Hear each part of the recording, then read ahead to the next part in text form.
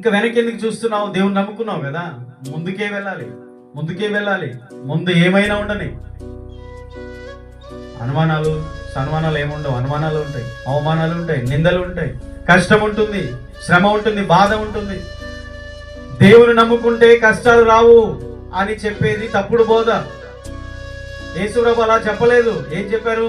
ఈ లోకములో మీకు శ్రమ కలుగును, ఆయనను ధైర్యం తెచ్చుకోండి.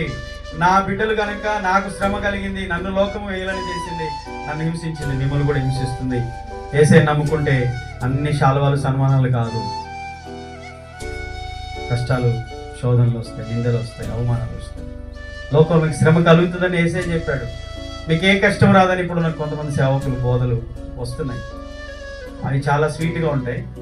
స్వీట్గా ఉంటే తినండి. ఆ స్వీట్గా తిన్న బోధలన్నీ కూడా విశాల మార్గం నడిపించి నాశనం నడిపిస్తాయి. కానీ యేసయ్య అన్నాడు, నా ద్వారం ఇరుకు, ఇరుకు ద్వారమున ప్రవేశింపపోరా.